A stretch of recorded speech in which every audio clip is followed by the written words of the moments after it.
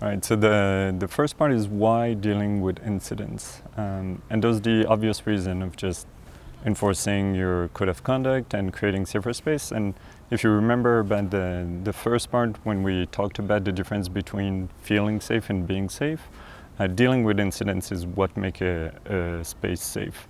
If you have a code of conduct and you have reporting systems and everything, but you don't deal with anything that happens, then there will be a pattern of bad behavior that will happen in your space, and your space will feel safe but not actually be safe.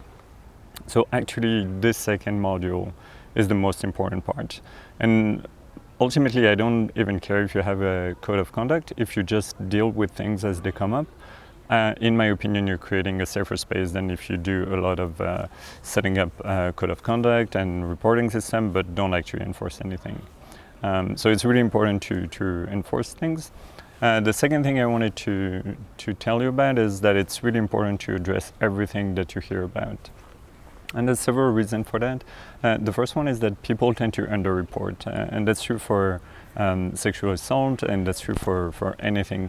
When we live an experience that's uncomfortable to us, we tend to brush it off and be like, oh, I'm not sure there was something. So if you hear about it, if someone comes and talks to you, if someone submitted a report, if someone noticed something, then usually it means that it was significant enough for them to both like feel uncomfortable and also feel uncomfortable to the point that they thought that something should change. And it's very unlikely that they're just telling you just out of sheer pleasure, and it's probably something that you will want to address.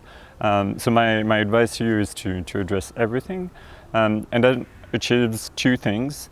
The first one is that it will give your community the trust that if something comes up, then you will take it seriously and you will address it.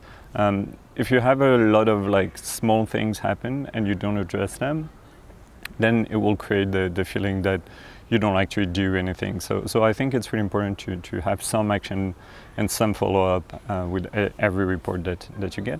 And the second thing is that oftentimes people who come with bad intention or who come with bad behavior in your space, they won't like break the rules straight up. They will like gently push, and they will start to push with like small things, and then it will get bigger and bigger. And if there's a response early, it will like send a message like, hey, the values we have here are really important, and there will be a response if you break them, even if it's small, and there is an enforcement. And oftentimes that's enough to drive people away with bad intentions, because typically people who come with bad intention, who want to exert a bad behavior or a behavior that's not in line with your values, they just want to be in a place that's easy to have that bad behavior in, and so they will just move on and go find a different place. So I think those things will actually make your space safer, and not only just feel safer. So that's why, in my opinion, you should address everything that comes your way.